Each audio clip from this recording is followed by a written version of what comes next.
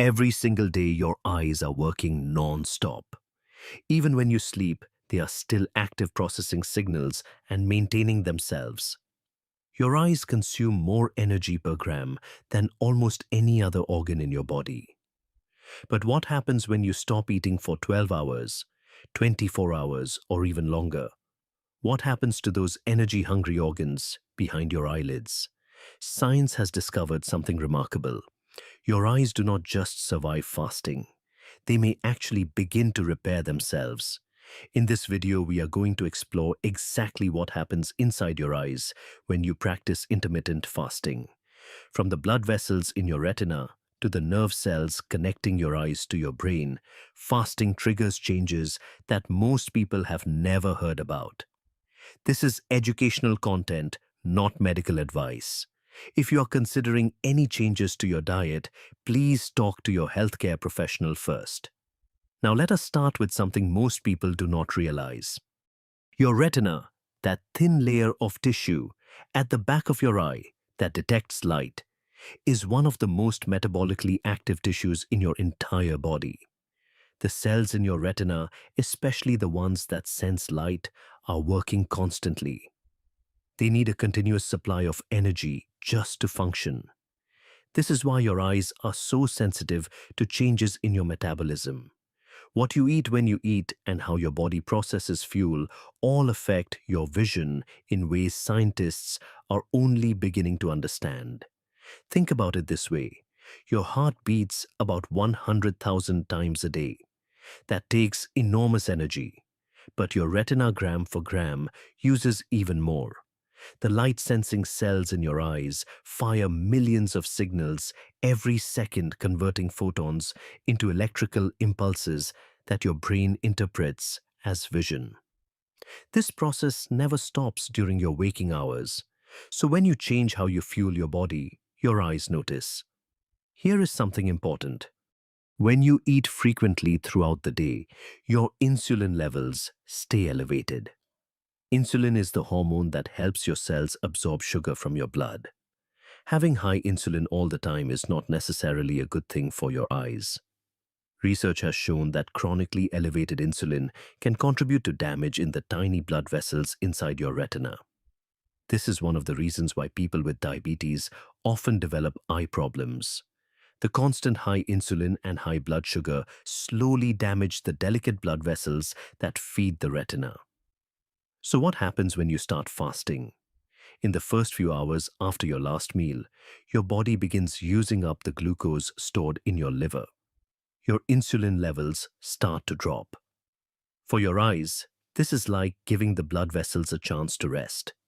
The constant pressure from high blood sugar and high insulin begins to ease. By around the 12-hour mark, something interesting starts happening. Your liver begins producing molecules called ketones. Ketones are an alternative fuel source. When glucose is not available, your brain and your eyes can use ketones for energy instead. What makes ketones special is that they burn cleaner than glucose. They produce fewer waste products and less oxidative stress. For organs like your brain and eyes that work constantly and generate a lot of metabolic activity, this cleaner fuel can make a real difference over time. But here is what makes this significant for your eyes. Along with this metabolic shift, a protein called SIRT1 becomes more active in your cells. Think of SIRT1 as a repair switch inside your cells. When insulin is high, this switch tends to stay off. But when insulin drops during fasting, the switch turns on and starts activating repair processes throughout your body, including in your eyes. This is particularly important in a layer of cells at the back of your eye called the retinal pigment epithelium. These cells sit right behind your light-sensing cells and act like a support system for your vision. They clean up, waste, recycle nutrients, and keep your photoreceptors healthy. When SIRT1 becomes active in these cells, it helps them function better and repair damage more effectively. Research has shown that people with age-related macular degeneration one of the leading causes of vision loss in older adults often have lower SIRT1 activity in their retinal cells. The same is true for people with diabetes. Fasting appears to help restore this protective protein activity. Now let us move to what happens around the 24 to 48-hour mark. This is when something called autophagy begins to ramp up significantly. Autophagy is a natural process where your cells clean out damaged components. The word literally means self-eating, but it is actually a good thing. When you are not eating, your cells start breaking down old damaged proteins and malfunctioning parts and recycling them into usable materials. This process is especially important in your eyes for a simple reason. Your eyes are exposed to light all day long. Light, especially blue light from screens and sunlight, creates what scientists call oxidative stress. This means it generates waste products and damaged molecules inside your cells. If this cellular garbage is not cleaned up regularly, it accumulates over time. In the retina, this accumulation of waste is believed to contribute to age-related macular degeneration. The yellow deposits that form under the retina in people with this condition contain exactly this kind of cellular debris. Autophagy helps clear out this waste before it can accumulate and cause problems. And fasting is one of the most powerful ways to activate this cleanup process. Your retinal cells are remarkably good at autophagy when they are healthy. In fact, the retinal pigment epithelium cells have some of the highest levels of autophagy activity in your entire body. They need to because they are constantly dealing with the byproducts of light exposure.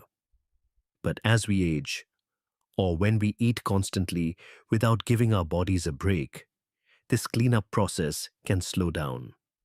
Fasting essentially gives your cells the signal that it is time to clean house. Without new nutrients coming in, cells shift from growth mode to maintenance mode. They stop building new things and start recycling old things. This is exactly what aging eyes need. In 2016, Japanese scientist Yoshinori Ohsumi won the Nobel Prize for his discoveries about autophagy. His research helped explain how cells break down and recycle their own components. What researchers have found since then is that this same process happens in the cells of your eyes, and fasting can trigger it. Studies on retinal pigment epithelium cells have shown that when autophagy is working properly, these cells are more resistant to damage. They can better handle the constant stress of light exposure and maintain their protective function for your vision. But the benefits of fasting for your eyes go even deeper. Let us talk about the cells that connect your eyes to your brain. These are called retinal ganglion cells. They are essentially nerve cells, and their long extensions form the optic nerve that carries visual information to your brain. In glaucoma, the leading cause of irreversible blindness worldwide, these retinal ganglion cells gradually die. Once they are gone, they do not come back. Current treatments for glaucoma focus mainly on lowering eye pressure, but in many patients the cells continue to die even when pressure is controlled. This is where fasting research becomes fascinating. In 2016, scientists in Japan studied mice with a condition similar to glaucoma. They put some mice on an every other day fasting schedule and compared them to mice that ate normally. The results were striking. The mice that fasted had significantly less retinal ganglion cell death. Their visual function was also better preserved. The researchers found that fasting increased levels of a protein called BDNF, which stands for brain-derived neurotrophic factor. This protein acts like a fertilizer for nerve cells. It helps them survive and function properly. Fasting also reduced oxidative stress in the retinas of these mice, creating a more protective environment for the delicate nerve cells. Now, I need to be clear about something. This research was done in mice, not humans.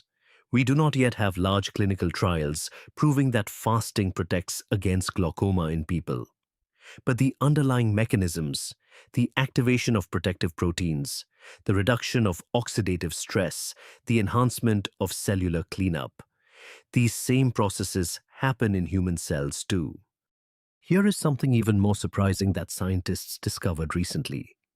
In 2022, researchers at the Buck Institute for Research on Aging made an unexpected finding. They were studying fruit flies on restricted diets, trying to understand how eating less extends lifespan.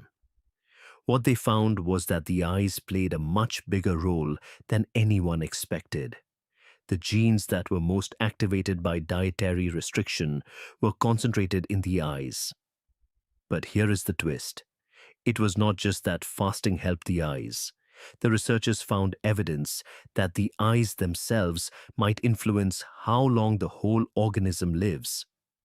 Professor Pankaj Kapahi, who led the study, said something remarkable. He said we are now showing that not only does fasting improve eyesight, but the eye actually plays a role in influencing lifespan.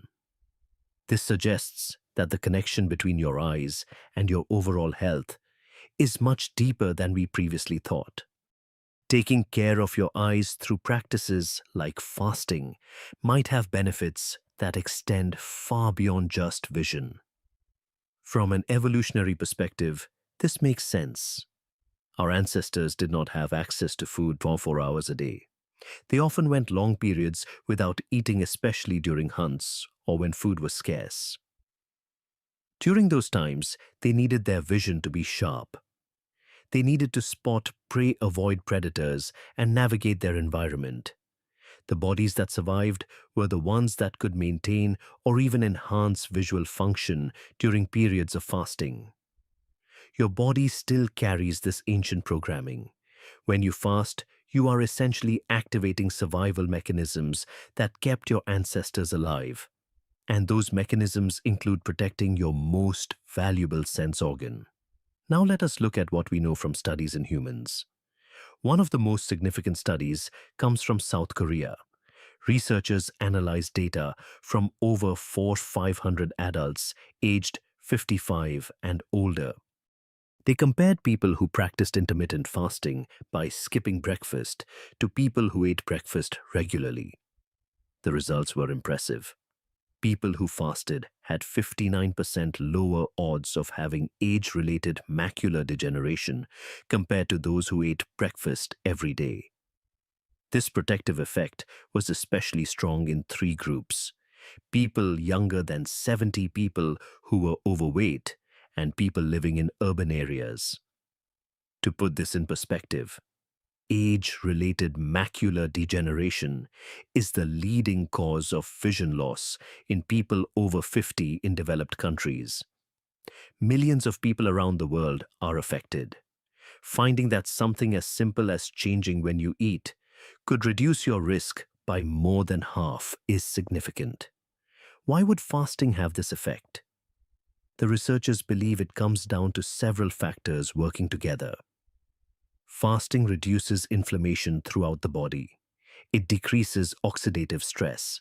It improves how the body handles glucose and insulin. All of these factors affect the health of the retina. There is another connection that scientists are just beginning to explore. It is called the gut-eye axis. Your intestines contain trillions of bacteria.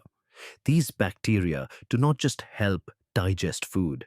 They produce chemicals that affect inflammation, immunity, and metabolism throughout your entire body. And researchers have discovered that changes in your gut bacteria can actually influence your eye health. Studies have found that people with certain eye conditions, including macular degeneration, uveitis, and diabetic eye disease, often have different gut bacteria compared to healthy people. The bacteria in your intestines can produce inflammatory signals that travel through your bloodstream and affect distant organs, including your eyes. When you fast, the composition of your gut bacteria changes.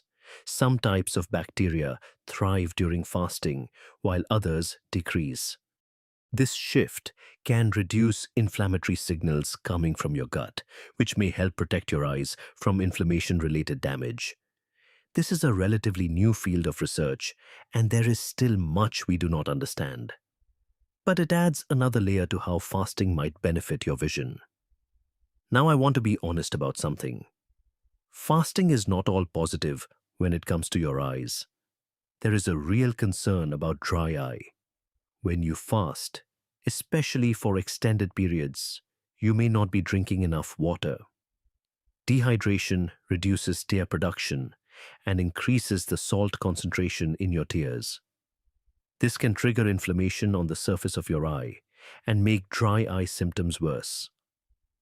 Dry eye is already one of the most common eye problems affecting millions of people worldwide. If you already have dry eyes, fasting might make it worse, at least in the short term.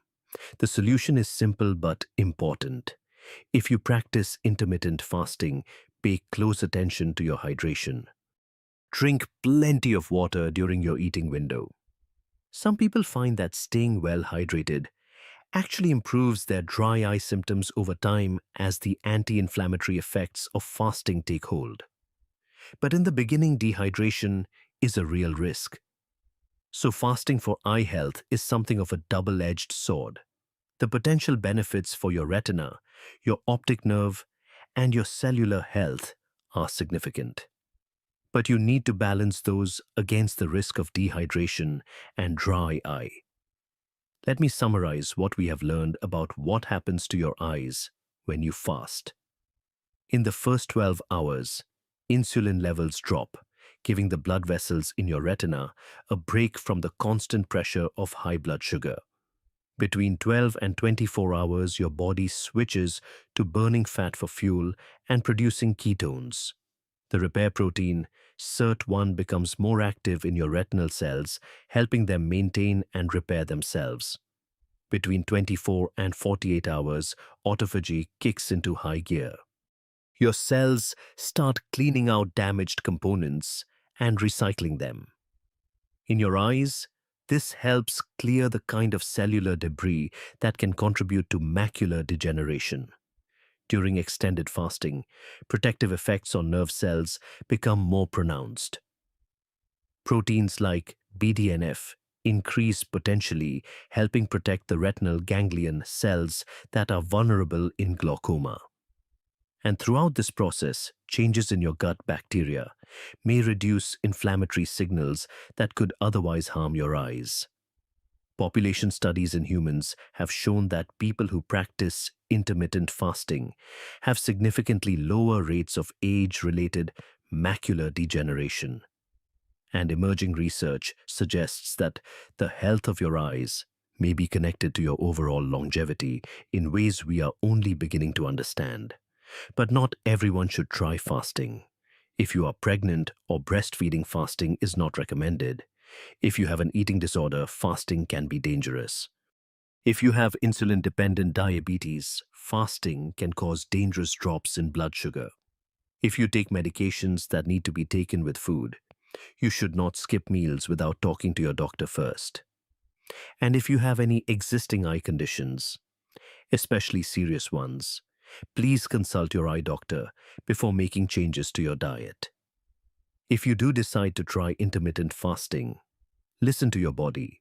If you experience sudden changes in your vision, like new floaters, flashing lights, or dark spots, stop fasting and see a doctor immediately. These could be signs of a serious problem that needs attention. Your eyes are too important to take chances with. Here is what I find most remarkable about all of this. Your eyes are not just windows to the outside world. They are mirrors reflecting what is happening inside your body. The same metabolic processes that affect your heart, your brain, and your lifespan are playing out in the cells of your retina every day. When you choose to fast, you are not just affecting your weight or your blood sugar. You are triggering ancient survival mechanisms that reach all the way to the back of your eyes. You are activating repair proteins, clearing cellular debris, and potentially protecting the nerve cells that make vision possible. Scientists are still learning about these connections. Much of the research is in early stages, but the evidence so far suggests that how you eat and when you eat matters more for your eyesight than most people realize. Have you ever noticed any changes in your vision when fasting clearer? Sight sharper focus, or maybe drier eyes? I would love to hear about your experience. Leave a comment below and share what you have noticed. And if you know someone who is concerned about their vision as they get older, or who has a family history of macular degeneration or glaucoma, share this video with them. This information could make a real difference. If you found this deep dive into the science of fasting and eye health valuable, make sure to subscribe. We explore the hidden connections between what you eat and how your body functions in ways that might surprise you. Your eyes have been working for you every moment of your life. Maybe it is time to give them a little help in return. Thank you for watching, and I will see you in the next video. Imagine not eating for an entire day. You'd expect to feel tired, sluggish, ready to crash into bed the moment your head hits the pillow. But something strange happens. Some people find themselves lying awake at 2 in the morning, staring at the ceiling, unable to fall asleep. Others report the deepest, most refreshing sleep of their lives. Their sleep trackers show heart rate variability at an all-time high, deep sleep percentages through the roof. So what's really going on here? What happens to your sleep when you stop eating? And why does fasting affect people in such wildly different ways? That's exactly what we're going to explore today. We'll look at the science behind these sleep changes, why some people struggle while others thrive, and what you can actually do about it. Before we dive in, remember, this is educational content, not medical advice.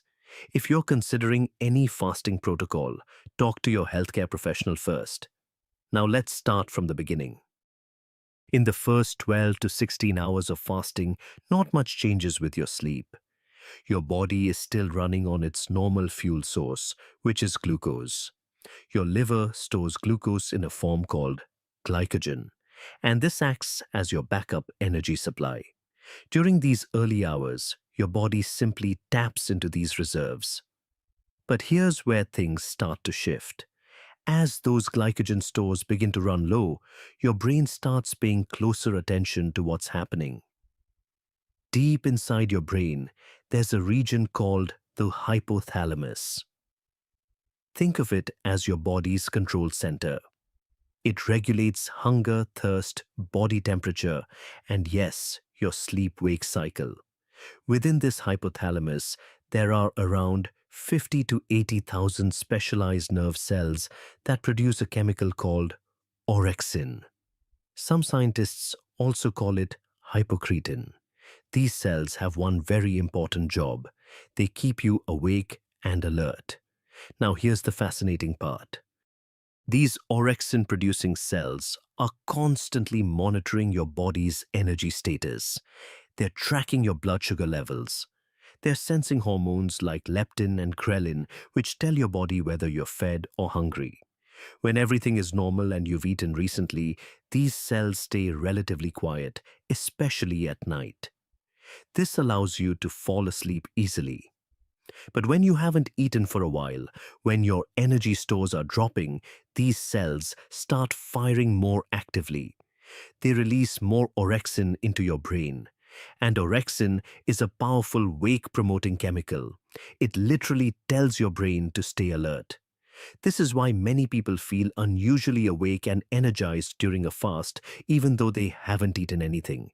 It's not willpower. It's not imagination. It's pure brain chemistry. The discovery of orexin is actually a remarkable story in itself. In 1998, two separate research teams working independently on opposite sides of the United States discovered this chemical within months of each other. Luis de Licea and his colleagues in California found it and named it hypocretin.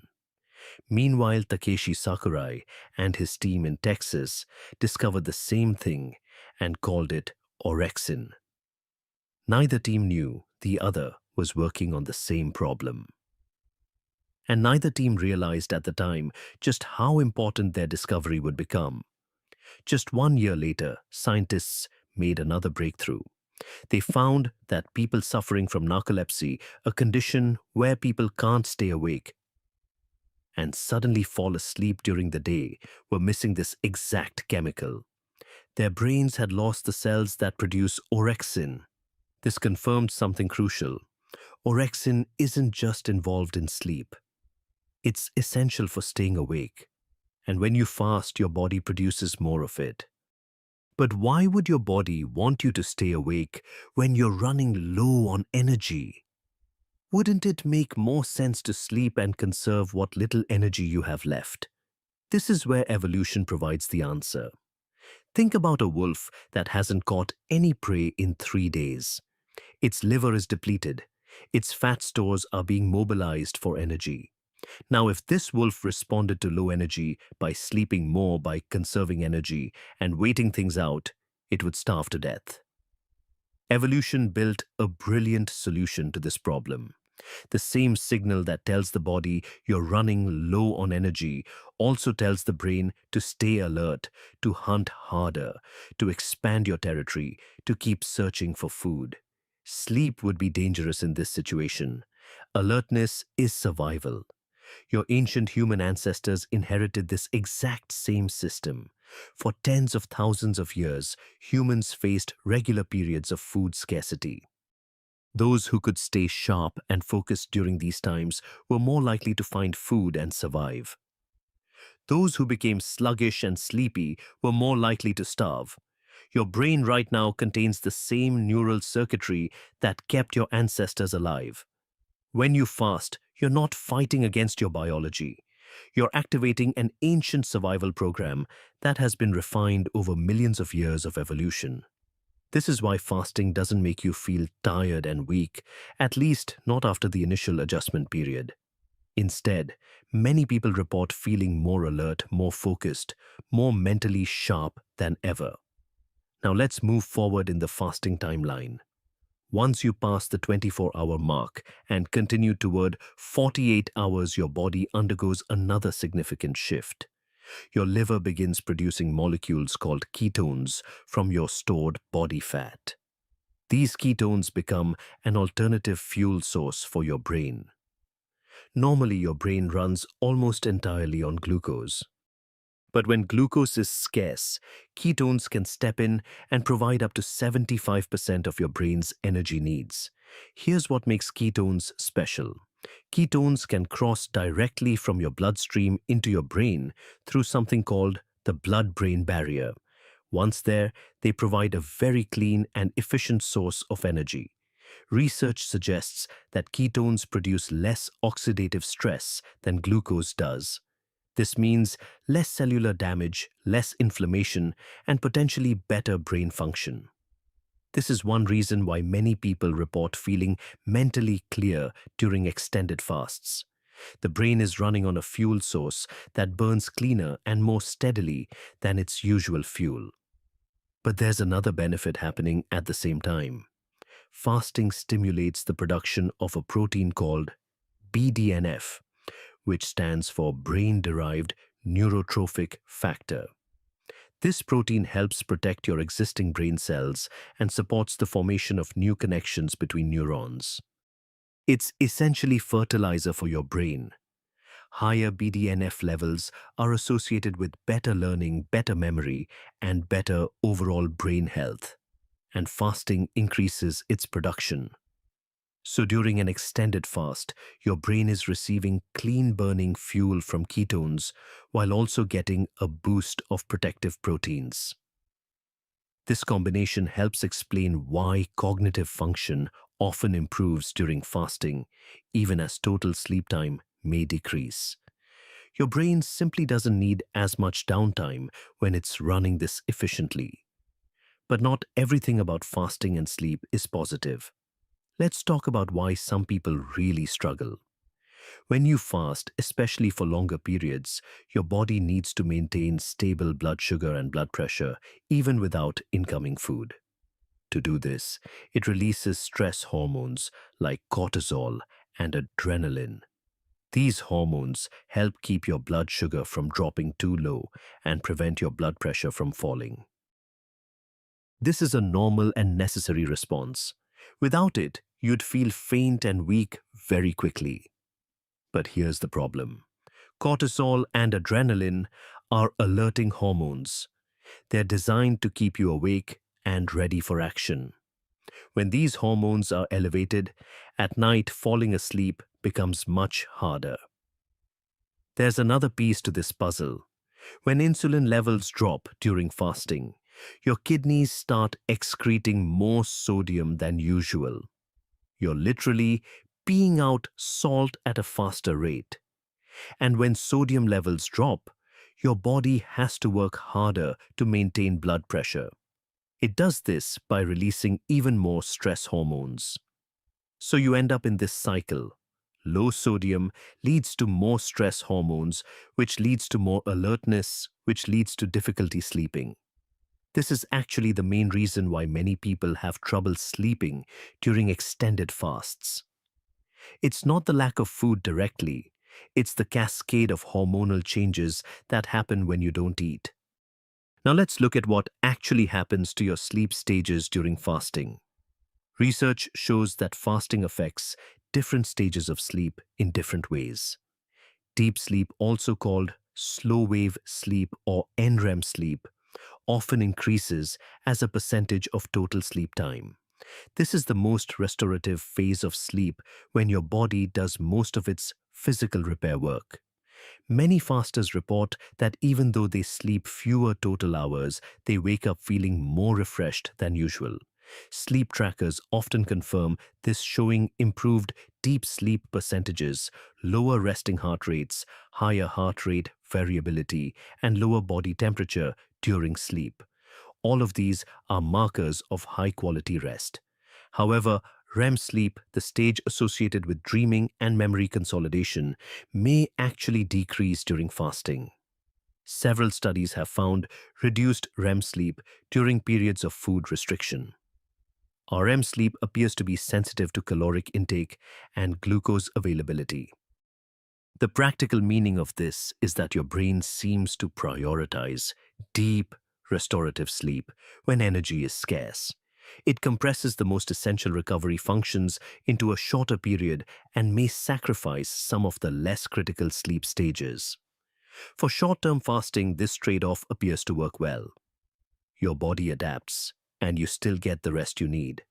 But this is one reason why very long fasts should be approached carefully and are not recommended without proper supervision.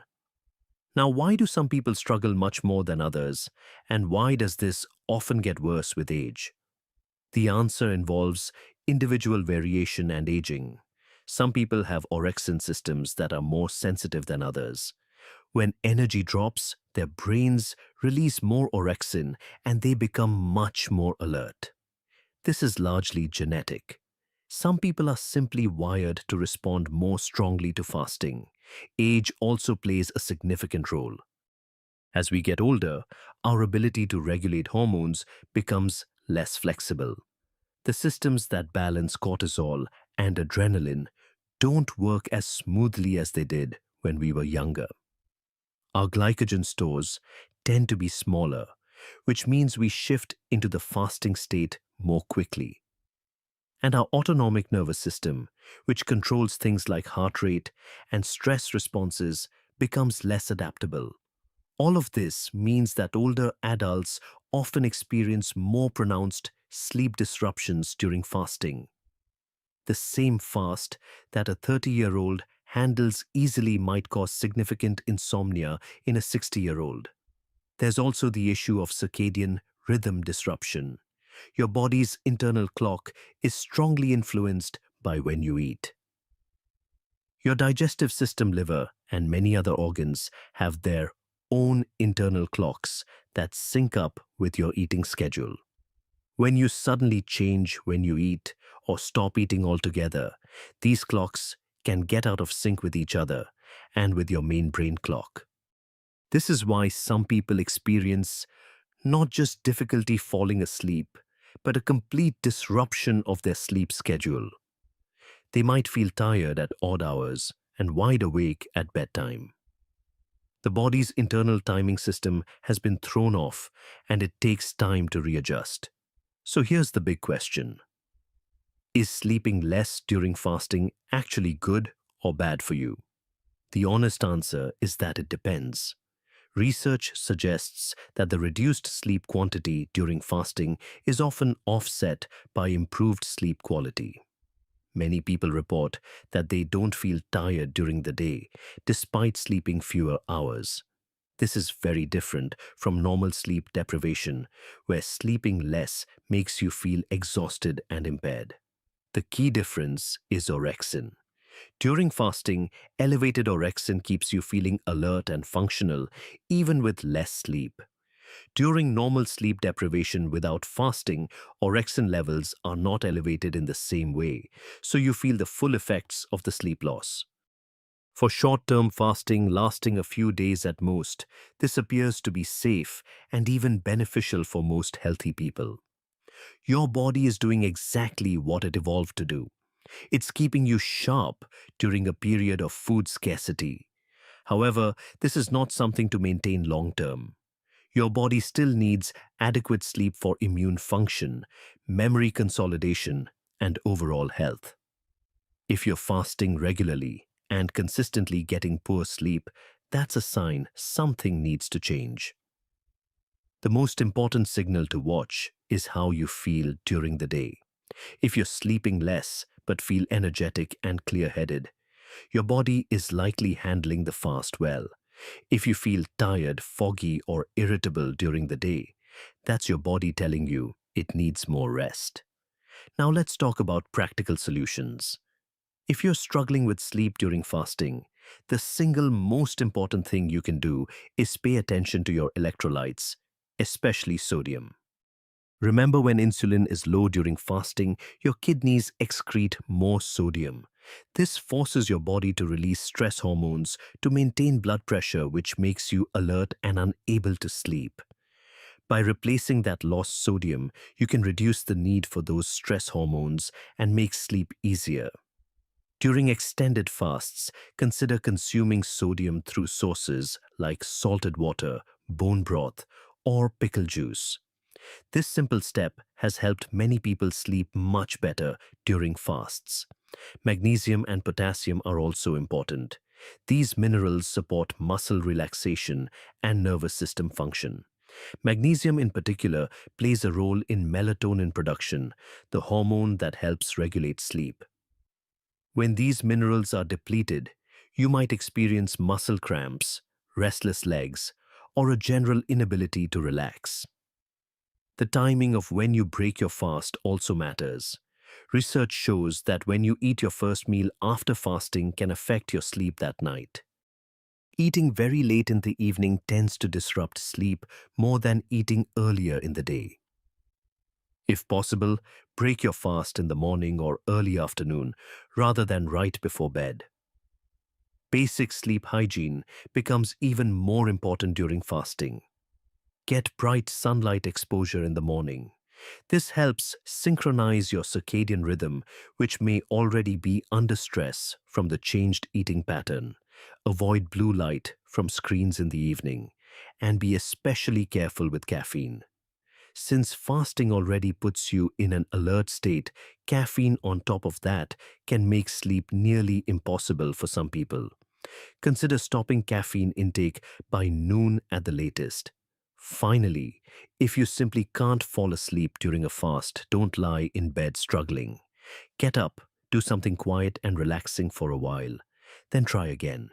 Forcing sleep rarely works and often makes the problem worse. If sleep problems persist despite these measures, consider shortening your fasting window. There's no prize for suffering through severe insomnia. Your body is communicating with you. Listen to it. So let's bring this all together. When you fast, your body activates an ancient survival system designed to keep you alert and functional during periods of food scarcity. Your brain releases more orexin, keeping you awake. Your liver produces ketones, providing clean fuel for your brain. Your body releases stress hormones to maintain blood sugar and blood pressure. These changes can lead to less total sleep, but often higher quality sleep with more time spent in deep restorative stages. For many people, this results in feeling more energetic and mentally sharp despite the reduced hours. However, individual responses vary significantly. Genetics, age, and personal physiology all play a role. Some people thrive with improved sleep quality, while others struggle with insomnia. The key is understanding what's happening in your body and working with it rather than against it. Your body isn't broken when you can't sleep during fasting. It's executing a program that kept your ancestors alive through countless generations of food scarcity.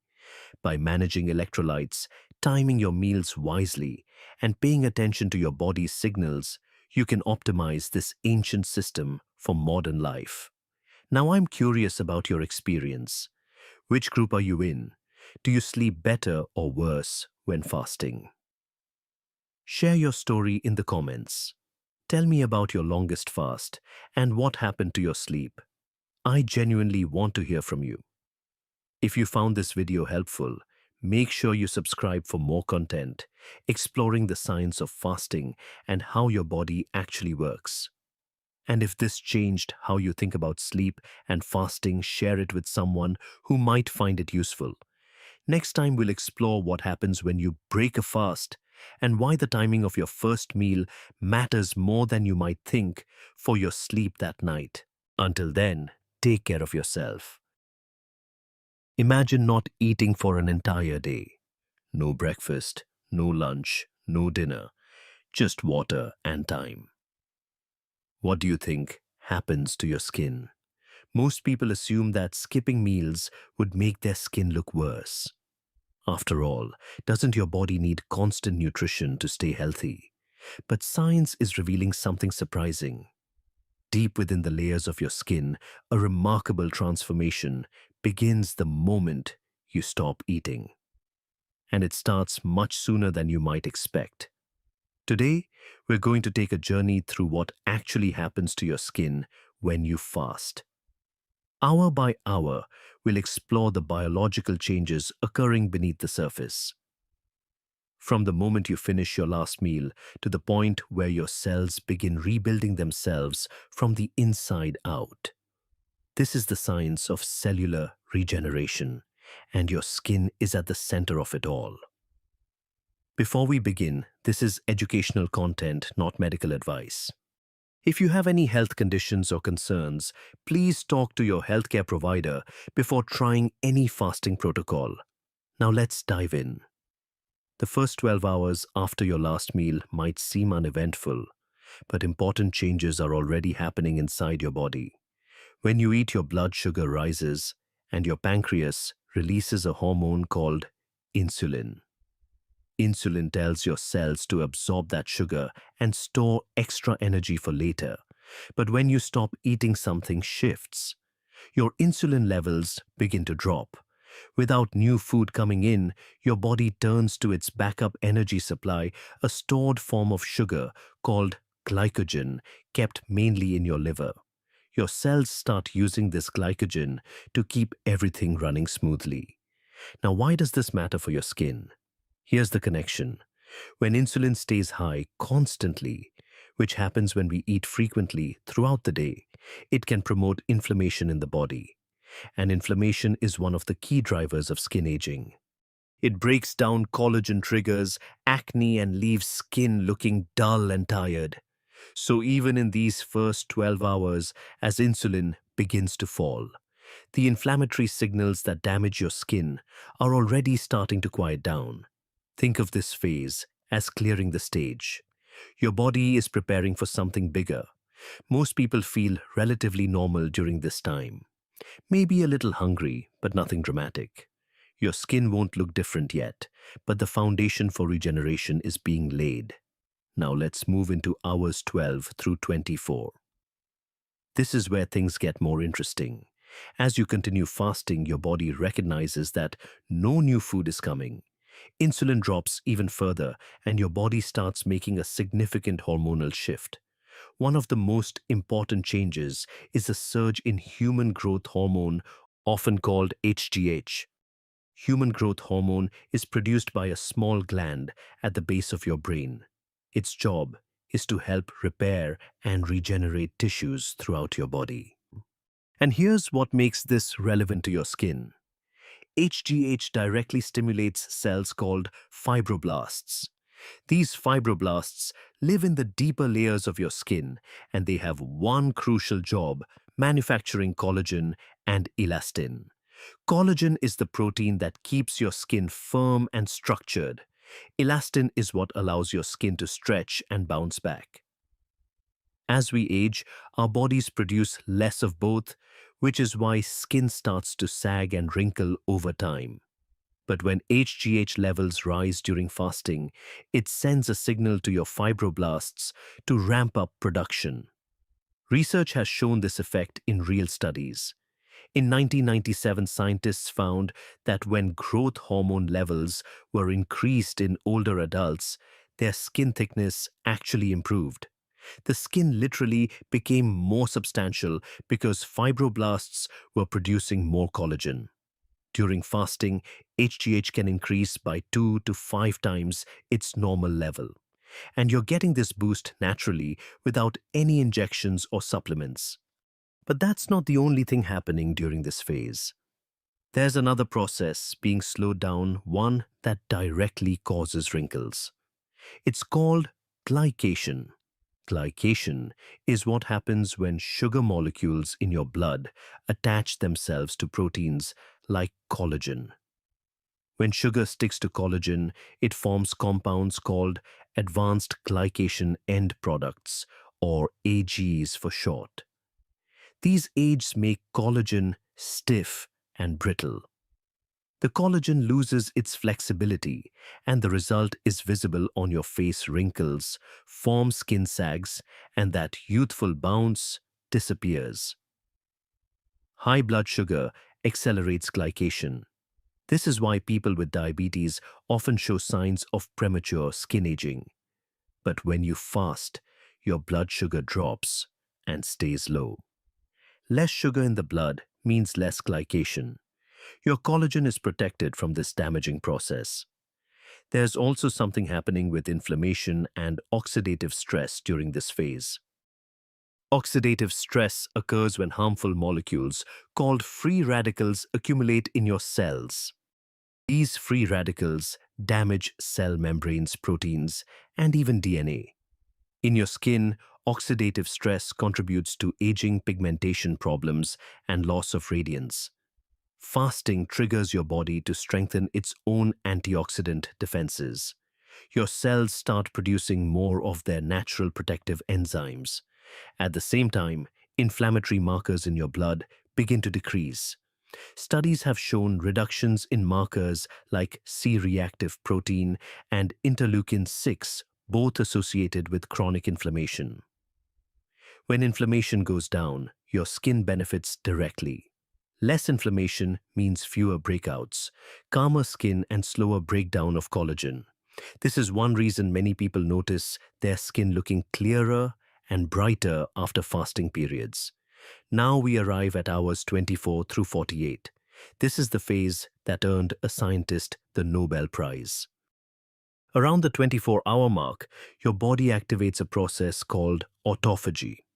The word comes from Greek meaning self-eating. But don't let that scare you. Autophagy is actually one of the most beneficial things that can happen in your cells. Here's how it works. Inside every cell in your body, including every skin cell, there are thousands of components, proteins, mitochondria, and various structures that keep the cell functioning. Over time, some of these components get damaged. They might be harmed by UV radiation from the sun pollution or simply the normal wear and tear of being alive. Normally, these damaged parts accumulate. The cell becomes cluttered with broken machinery. It can't function as efficiently, and this shows up in your skin as dullness, uneven texture, and signs of aging. But when autophagy kicks in, your cells start cleaning house. The cell creates a special membrane that wraps around the damaged components like a garbage bag. This package is then delivered to a part of the cell called the lysosome, which acts like a recycling center. The damaged parts are broken down into their basic building blocks, amino acids and other molecules, which the cell can then use to build new healthy components. In 2016, Japanese scientist Yoshinori Ohsumi won the Nobel Prize in Physiology or Medicine for discovering the genetic mechanisms that control autophagy. His decades of research on yeast cells revealed the genes responsible for this cellular cleanup process. His work showed that autophagy isn't just interesting biology. It's fundamental to how organisms survive, repair themselves, and age. So what does this mean for your skin specifically? A study from Kyushu University in Japan found that aging fibroblasts, those collagen-producing cells we talked about earlier, suffer from reduced autophagy. When autophagy is impaired, fibroblasts accumulate cellular garbage. They become sluggish and produce less collagen. The skin loses its firmness and resilience. But when fasting activates autophagy, fibroblasts get refreshed. They clear out the damaged components and start functioning more efficiently. The result is better collagen production and healthier skin cells overall. There's a molecular switch that controls whether autophagy turns on or off. It's called mTOR, which stands for mechanistic target of rapamycin. When you eat especially protein and carbohydrates, mTOR gets activated. This tells your cells to focus on growth and building new structures. But growth mode means cleanup mode gets suppressed. When you fast, mTOR activity decreases. With mTOR, quiet autophagy can finally activate. This is why fasting is so effective at triggering cellular cleanup. It's not just about calories. It's about turning off the growth signal so your cells can switch to repair mode. Another molecular player is AMPK, which stands for AMP activated protein kinase. Think of AMPK as your cell's energy sensor.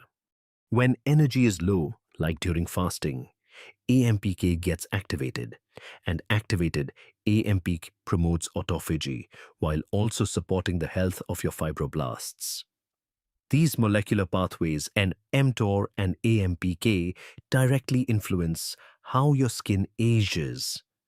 By fasting periodically, you're essentially toggling these switches to favor repair and regeneration over constant growth.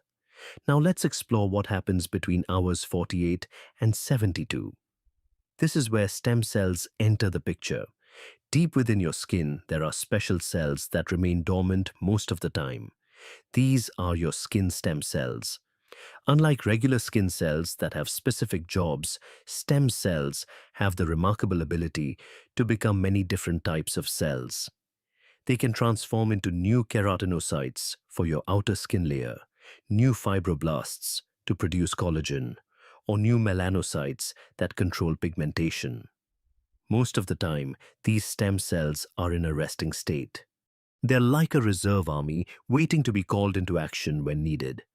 Research from the University of Southern California has shown that prolonged fasting creates a mild stress signal in the body. This stress isn't harmful. It's a controlled challenge that activates survival pathways. One of the responses to this stress is the awakening of dormant stem cells. They begin to divide and differentiate, producing fresh new cells to replace old and damaged ones. This isn't just repair, it's actual regeneration.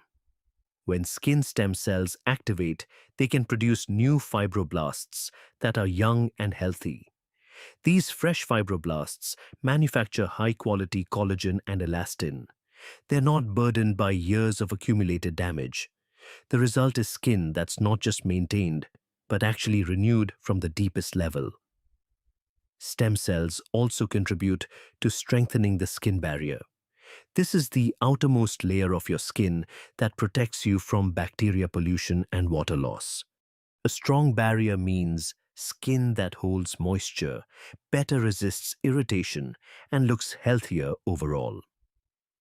There's also evidence that fasting improves wound healing, which is another function related to skin regeneration. Animal studies have shown faster and more complete healing in subjects that underwent periodic fasting. This makes sense when you consider that stem cell activation and autophagy both support the repair process. Blood flow to the skin may also improve during extended fasting. As inflammation decreases and blood vessels function more efficiently, more oxygen and nutrients can reach your skin cells. This enhanced circulation contributes to that healthy glow people often notice after fasting. Some research suggests that autophagy can help protect skin from damage caused by ultraviolet radiation from the sun. While this doesn't mean fasting replaces sunscreen, it indicates that the cellular cleanup process may help repair some of the damage that UV exposure causes. However, I need to be honest with you about something. Fasting for 48 to 72 hours is not simple or risk-free. The longer you fast, the more carefully you need to approach it. If you've never fasted before, jumping straight to a 3-day fast would be unwise. Extended fasting requires preparation knowledge and for some people medical supervision. Signs that you should stop fasting include severe dizziness that doesn't improve with rest, heart palpitations, fainting or near fainting, persistent nausea or confusion. If any of these occur and don't resolve within 30 minutes, break your fast and consult a healthcare provider. Now let's talk about what happens when you finally eat again. Breaking a fast might seem straightforward, but it's actually a critical phase that determines whether you maximize the benefits or shock your system. After extended fasting, your digestive system has been resting. Enzyme production has slowed, and your gut lining is more sensitive than usual. If you suddenly eat a large, heavy meal, you can overwhelm your system. In extreme cases with very long fasts, there's a condition called refeeding syndrome that can be dangerous. The smart approach is to break your fast gently. Start with small portions of easily digestible foods. Drink plenty of water. Eat slowly and increase your intake gradually over several meals. Here's what makes proper refeeding powerful for your skin. When you eat after fasting, insulin rises and triggers the release of growth factors like IGF-1. Your body shifts from cleanup mode to building mode. But now, it's building with a clean foundation. Your fibroblasts, freshly cleared of cellular debris through autophagy, are primed to produce collagen efficiently. It's like planting seeds in soil that's been properly prepared. So how can you actually apply this knowledge to benefit your skin? Let me share some practical approaches. Intermittent fasting is the most accessible starting point. The common approach is a 16 to 8 pattern. You fast for 16 hours and eat within an 8-hour window. For example, you might skip breakfast and eat only between noon and 8 in the evening. This approach can lower insulin boost HGH mildly and provide some autophagy benefits. Most importantly, it's sustainable for the long term. 24-hour fasts done once or twice a week take things further. At this duration, autophagy becomes more significant. Many people find this manageable once they've adapted to intermittent fasting. Extended fasts of 48 to 72 hours offer the greatest potential for stem cell activation and deep cellular renewal. But they also carry more risk and aren't appropriate for everyone. If you're interested in extended fasting, consider doing research, perhaps consulting a healthcare provider and approaching it gradually.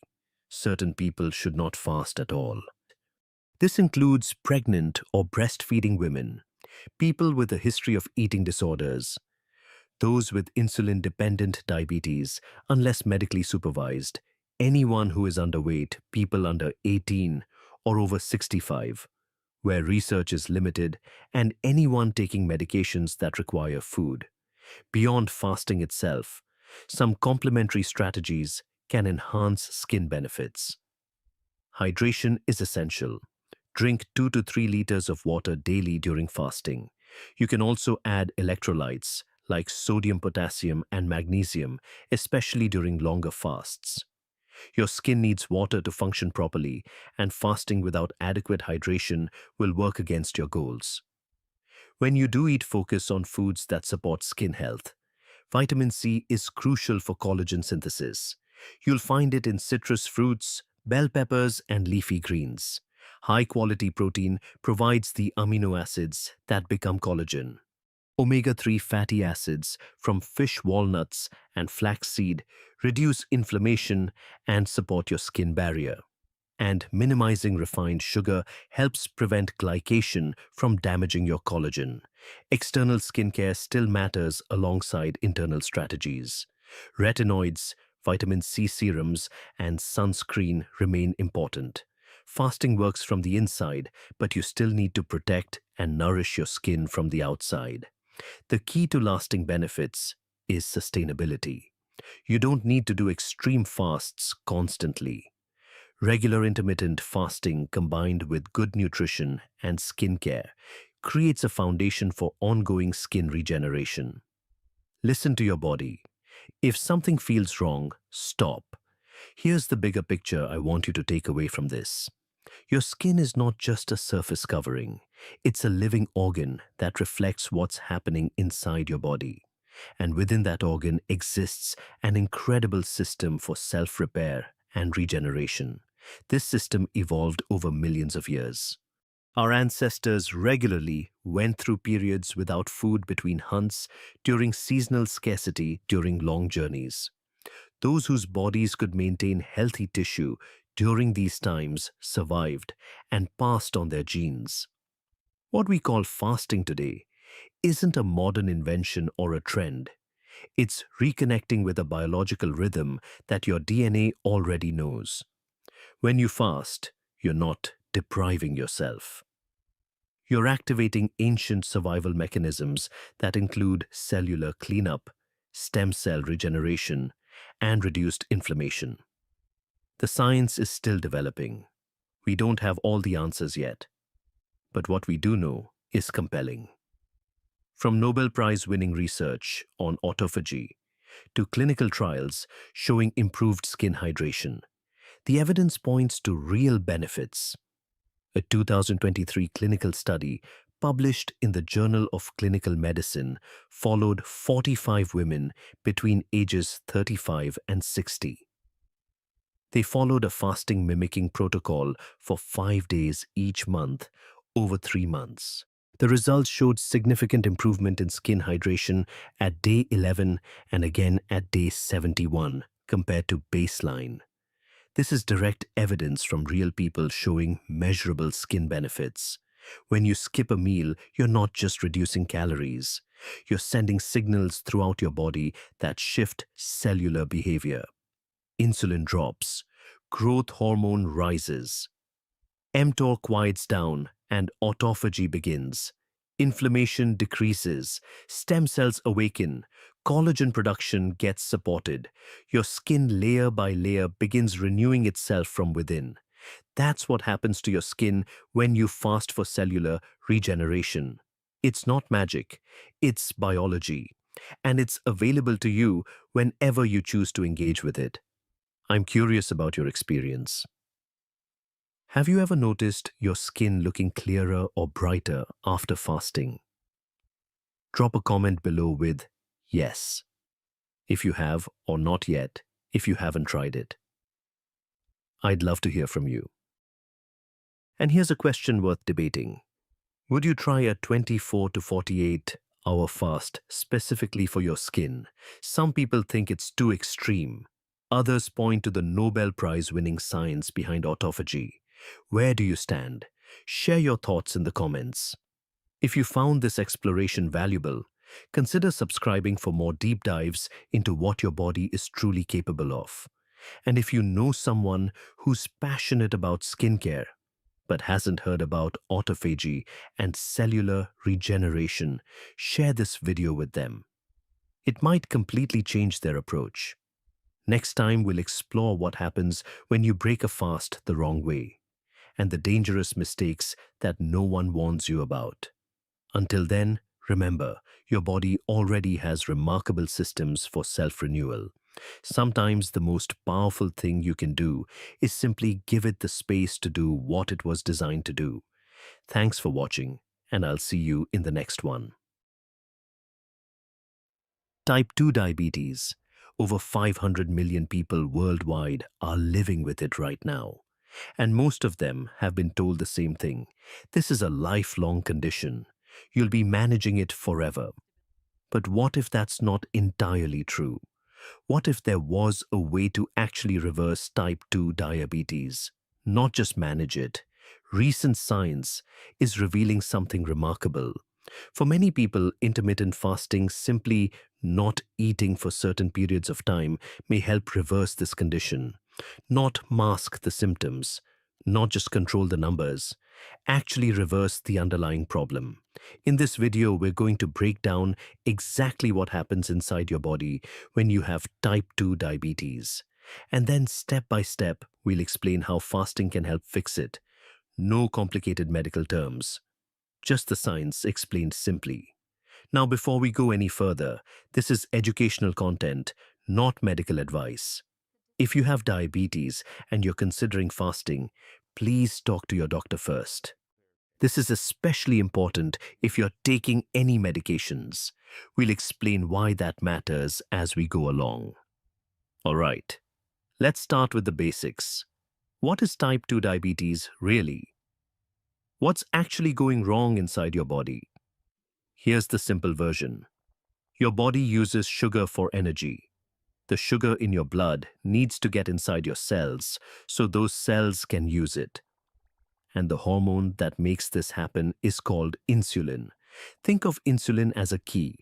It unlocks the door to your cells so sugar can enter. In a healthy body, this system works smoothly. You eat food, sugar enters your blood. Your pancreas releases insulin. Insulin unlocks your cells. Sugar goes in. Blood sugar levels stay balanced. But in type 2 diabetes, something goes wrong. Your cells stop responding to insulin properly. The key is there, but the lock isn't working like it should. Sugar can't get into your cells efficiently, so it builds up in your blood instead. This is what doctors call insulin resistance. Your cells are resisting the effects of insulin. But here's the deeper question. Why does this happen? Why do your cells suddenly stop responding to insulin? The answer has to do with storage. Your body stores energy in several places. Your liver stores some. Your muscles store some. Your fat cells store a lot more. But here's the problem. When all of these storage spaces become completely full, when they're packed with as much energy as they can hold, your cells start refusing to accept more. Imagine trying to pack more clothes into a suitcase that's already overflowing. At some point, you just can't fit anything else in. That's essentially what's happening to your cells. They're full. They don't want more sugar because they have nowhere to put it. So your body makes more insulin, trying harder and harder to push sugar into cells. But the cells won't accept it. The sugar stays in your blood. And that's when your doctor tells you that you have type 2 diabetes. But there's another layer to this. When your body stores too much fat, some of that fat ends up in places it shouldn't be. specifically inside your liver and around your pancreas. And when fat builds up in these organs, they stop working properly. Your liver, when it's packed with fat, starts releasing sugar into your blood, even when it shouldn't. Your pancreas, surrounded by fat, struggles to produce enough insulin. These two organs are at the core of blood sugar control. When they're not working right, diabetes gets worse. So here's the key insight. Type 2 diabetes isn't just about having high blood sugar. It's about having too much stored energy in your body, especially in your liver and pancreas. The high blood sugar is a symptom. The real problem is the overflow. And this leads us to a simple but powerful question. If the problem is too much stored energy, what happens when you stop adding more? What happens when you give your body time to actually use up what it already has? This is where fasting comes in. When you stop eating for a period of time, your body doesn't just sit there waiting. It adapts. It starts using the energy it already has stored. And this triggers a series of changes that can help reverse the very problems that cause type 2 diabetes. Let's walk through what happens step by step. In the first few hours after your last meal, your body uses the sugar that's already floating in your blood. Then, it turns to the sugar stored in your liver. This stored sugar is called glycogen. Think of it as your body's quick access energy reserve, like cash in your wallet instead of money in the bank. During this early phase, something important happens. Your insulin levels start to drop. When you're not eating, your body doesn't need to produce much insulin. There's no new sugar coming in that needs to be moved into cells. And here's why that matters. When insulin is high, your body is in storage mode. It's focused on putting energy away, not releasing it. But when insulin drops, your body gets a different signal. It's okay to start accessing stored energy. It's okay to start burning fat. Think of it like this. When insulin is high, it's like a red light for fat burning. Your body keeps storing, not releasing. But when you fast and insulin drops, that light turns green. Your body can finally start using all that stored energy it's been holding on to. You might feel hungry during these early hours. That's completely normal. Your body is used to receiving food at regular intervals. But for most people, this hunger passes. Your body adjusts. Now let's move forward. After about 12 hours without food, something shifts. By this point, your liver's quick access sugar supply is mostly used up. Your body needs another fuel source. So it turns to fat. Your fat cells start releasing stored energy. Your liver takes this fat and converts it into something called ketones. These ketones become an alternative fuel that your body and brain can use effectively. This is a natural process. Your body is designed to do this. For thousands of years, humans didn't have constant access to food. Our bodies evolved to switch between using food energy and using stored energy. Fasting simply activates this ancient survival system. But here's what's really interesting for people with type 2 diabetes. When you fast, your liver gets a break. It's not constantly processing incoming food. And during this break, something remarkable happens. The fat that's been building up inside your liver starts to decrease. Studies have shown that liver fat can drop significantly in just 1 week of reduced calorie intake. One research team found a 30% reduction in liver fat after only 7 days. Why does this matter so much? Remember, a fatty liver is one of the core problems in type 2 diabetes. When your liver is packed with fat, it releases too much sugar into your blood, even when you haven't eaten anything. This is why many people with diabetes wake up with high blood sugar even though they haven't eaten all night. Their fatty liver is dumping sugar into their bloodstream. As liver fat decreases, this problem starts to correct itself. Your liver begins responding to insulin the way it should. It stops releasing sugar when it's not supposed to. Your fasting blood sugar levels start to improve. Now, here's an important point. If you're taking diabetes medication while fasting, your blood sugar might drop lower than usual. And here's the thing, this is actually a sign that the fasting is working. Your body is becoming more sensitive to insulin again, but it also means your medication dose might be too high for your new improved state. This is why working with your doctor is absolutely essential. They can help adjust your medications as your body changes. Never adjust your medications on your own. Let's continue with what happens as fasting extends further. When you fast for longer periods, your body activates a deep cleaning process. Your cells start breaking down old damaged parts and recycling them. It's like your cells are doing a thorough internal cleanup, getting rid of broken machinery and making space for new functioning components. This cleanup process affects your entire body, including your pancreas. The cells in your pancreas that produce insulin have been struggling. In someone with type 2 diabetes, these cells have been working overtime for years, trying to produce more and more insulin to overcome the resistance. And the fat building up around them has made their job even harder. But research has revealed something incredible. These insulin-producing cells aren't necessarily destroyed. Many of them are just not working properly because of the excess fat surrounding them.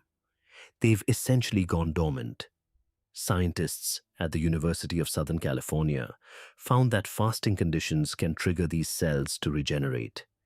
When the fat around them decreases, when the stress on them reduces, they can wake up and start functioning again. This is a profound shift in how we understand type 2 diabetes. For decades, the assumption was that the disease only gets worse over time, that once your insulin-producing cells decline, they're gone forever. But this research suggests that's not always true. Recovery is possible. So fasting doesn't just help you lose weight, it helps your liver heal. It helps your pancreas recover. It addresses the actual underlying causes of type 2 diabetes, not just the symptoms on the surface. Now let's look at what the research actually shows.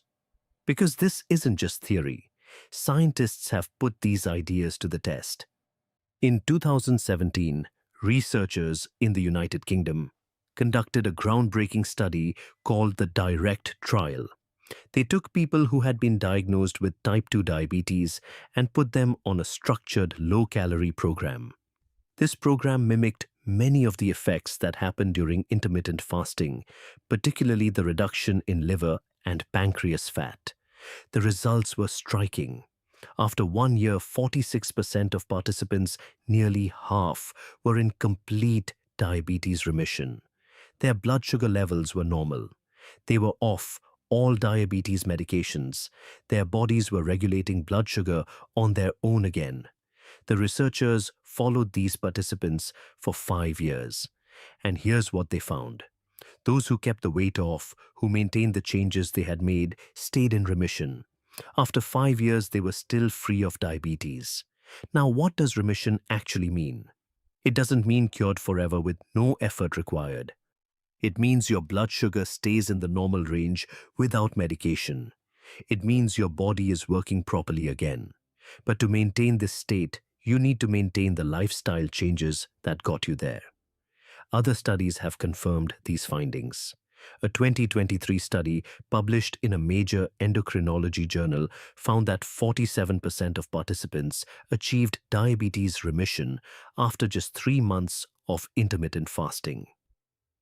A 2024 study found that a specific fasting approach, eating normally for 5 days and fasting for 2, was as effective as standard diabetes medication for controlling blood sugar. Across all these studies, one factor stands out. What matters most isn't just the number on the scale. It's how much fat you lose from your liver and pancreas specifically. Some people need to lose 15 kilograms to get these organs working properly again. Others need less. It depends on your individual body and what researchers call your personal fat threshold. This concept of a personal fat threshold is important. Type 2 diabetes isn't simply caused by being overweight. Different people have different capacities for storing fat safely. Some people can carry significant extra weight without developing diabetes. Others develop it at a much lower body weight. What matters is whether you've exceeded your own body's individual limit. Think about it this way. Two people might weigh exactly the same. One develops type 2 diabetes, the other doesn't. The difference often comes down to their individual threshold, how much fat their liver and pancreas can handle before things start going wrong. This means fasting and weight loss can help people across a wide range of body sizes. It's not about reaching some ideal weight on a chart. It's about getting below your personal threshold, the point at which your liver and pancreas can function normally again. And here's the encouraging part. You don't necessarily need to lose massive amounts of weight to see improvements. For some people, losing even 10 to 15% of their body weight is enough to drop below their threshold and restore normal blood sugar control. Here's something fascinating. This approach to treating diabetes isn't actually new. Back in 1916, an American doctor named Elliot Joslin wrote the first English-language textbook on treating diabetes. This was before insulin was discovered. Doctors had no medications to control blood sugar. So what did Joslin recommend? Fasting. Strict dietary control, giving the body extended breaks from food.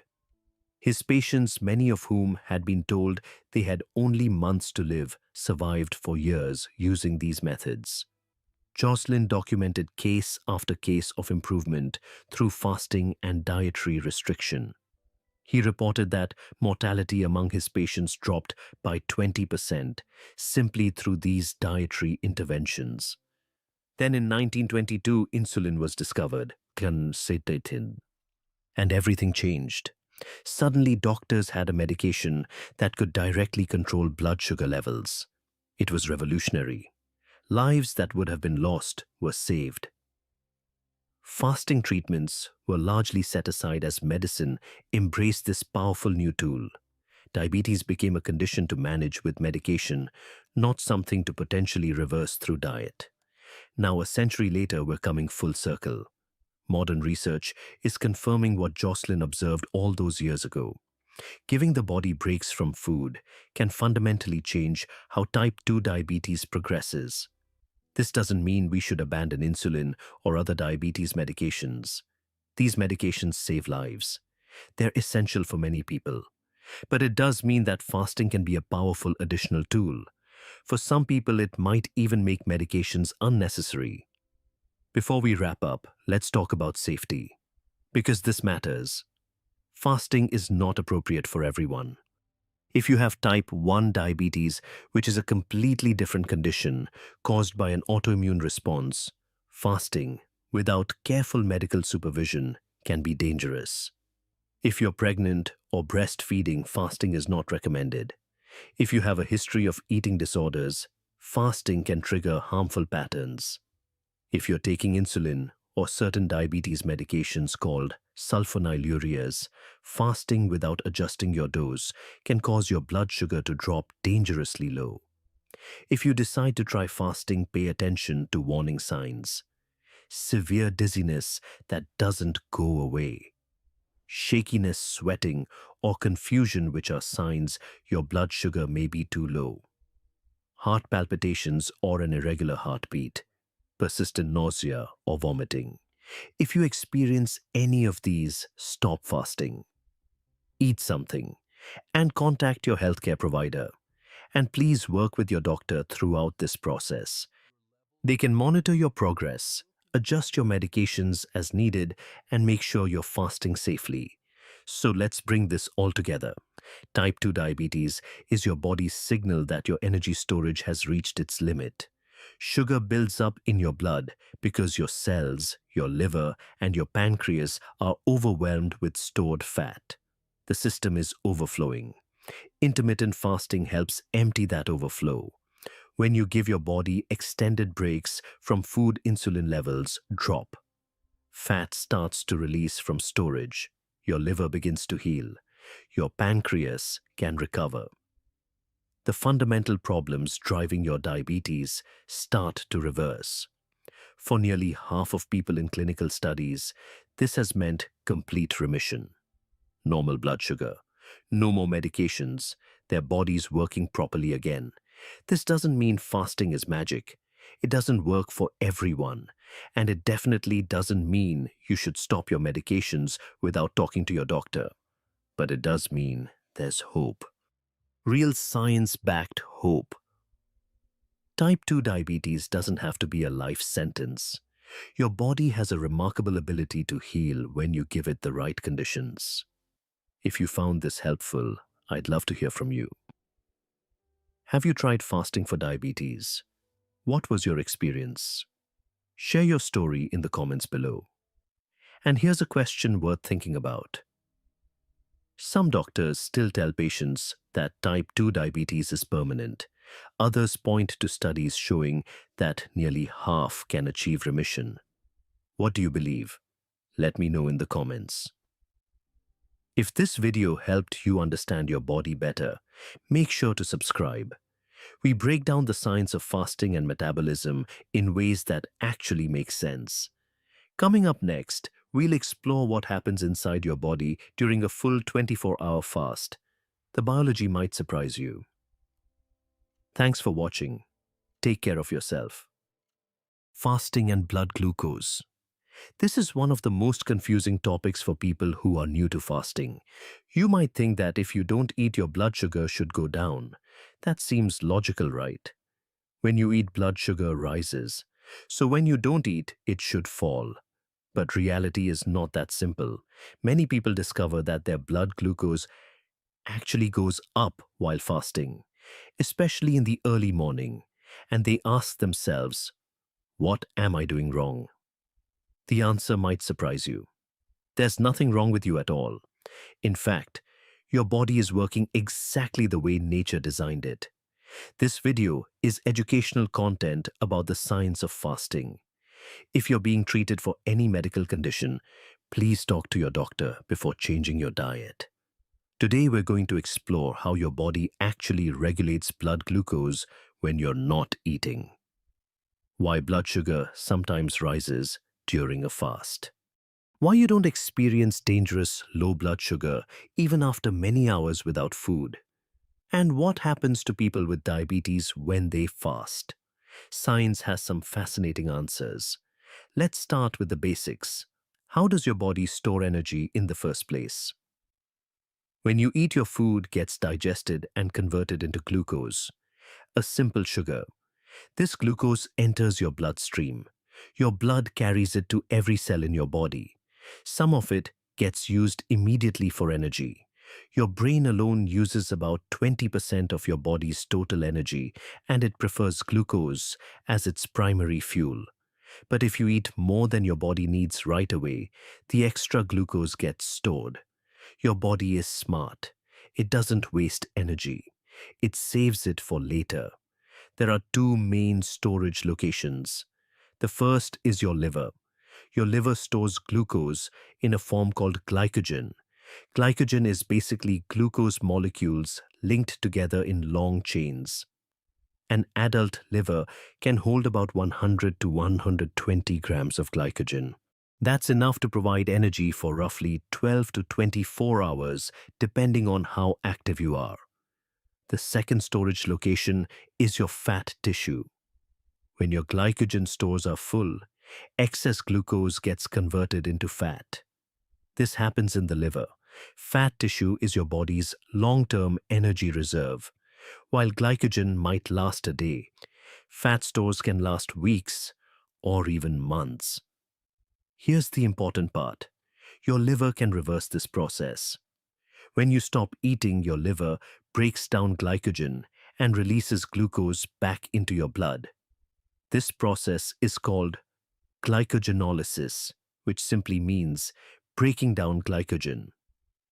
The liver takes those long chains of stored glucose, breaks them apart, and sends individual glucose molecules back into circulation. This is why you don't collapse the moment you skip a meal. Your body has prepared a backup supply. It's been doing this for as long as humans have existed.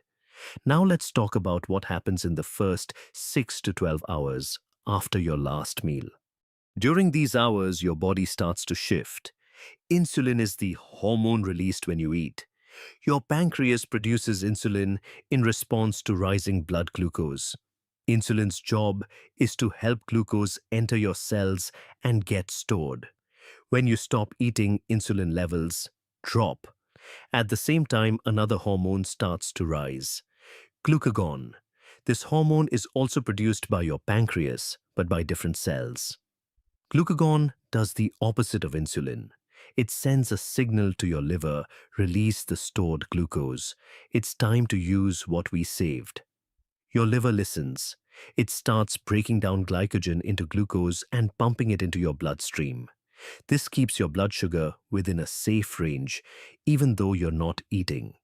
This is an automatic system, and it's remarkably precise. Your body constantly monitors blood glucose levels through specialized sensors. If glucose drops too low, glucagon increases and the liver releases more. If glucose gets too high, insulin increases and glucose gets pushed into cells or stored. It's a continuous balancing act that happens without you even thinking about it. During these first 6 to 12 hours of fasting, blood sugar usually stays pretty stable. Most people don't feel anything unusual, maybe a little hunger, but nothing dramatic. The liver is working quietly in the background to keep everything balanced. Now we come to an important question. Many people who fast are surprised to see their blood glucose go up instead of down. Why does this happen? The answer lies in a group of hormones called counter-regulatory hormones. These are hormones that work in opposition to insulin. While insulin lowers blood sugar, these hormones raise it. There are 5 main hormones in this group. First is glucagon, which we already discussed. When insulin goes down, glucagon goes up. It's the primary signal telling your liver to release stored glucose. Second is adrenaline, also called epinephrine. This is the fight or flight hormone. When you need quick energy, adrenaline surges. It causes rapid release of glucose from the liver to fuel your muscles and brain for immediate action. Third is noradrenaline or norepinephrine. This works similarly to adrenaline and helps mobilize energy stores. It also increases alertness and focus, which is why some people feel sharper during fasting. Fourth is cortisol, often called the stress hormone. Cortisol works more slowly than adrenaline, but its effects last longer. It promotes the creation of new glucose and helps maintain blood sugar over extended periods. And fifth is growth hormone. Despite its name, growth hormone in adults plays a major role in metabolism. It promotes fat burning and helps preserve muscle during fasting. It also contributes to maintaining blood glucose levels. All of these hormones share one effect. They raise blood glucose. They do this in different ways. Some stimulate the liver to release glucose from glycogen. Others stimulate the liver to create brand new glucose from other materials. A process called gluconeogenesis, which means making new glucose. Some reduce the ability of cells to absorb glucose, keeping more of it in the blood, where it's available for critical organs like the brain. When you fast, insulin drops. This removes the brake on these counter-regulatory hormones. They become more active. The result is that your liver releases more glucose into the blood. This is not a mistake. This is intentional design. Think about our ancestors thousands of years ago. They didn't have refrigerators or grocery stores. Going days without finding food was normal. If their blood sugar kept dropping every time they didn't eat, they would become weak. They couldn't hunt or gather, and they would die. So evolution created this system. When there's no food coming in, the body automatically releases stored energy. Blood glucose rises to fuel the brain and muscles, to keep you alert and strong enough to find your next meal. This is survival programming written into your DNA. If your blood glucose rises slightly during fasting, that's often a sign that your body is working correctly. It's releasing energy that you stored earlier. It's doing exactly what it's supposed to do. Were you surprised to learn that your body has 5 different hormones working together to keep you functioning during a fast? Let me know in the comments. Drop a yes or no. Now let's talk about something that confuses many people who track their blood sugar. It's called the dawn phenomenon. Many people notice that their blood glucose in the early morning, right when they wake up, is higher than it was the night before, even though they didn't eat anything all night. They went to bed with normal blood sugar, slept for by 8 hours without eating, and woke up with higher numbers. To understand this, you need to know about circadian rhythm. Your body has an internal clock that controls many functions on a 24-hour cycle. Sleep and wake patterns, body temperature, hormone release, all of these follow daily rhythms. One of those functions is hormone release. Around 4 to 6 in the morning before you wake up, your body starts preparing for a new day. It releases more cortisol. Cortisol levels naturally peak in the early morning.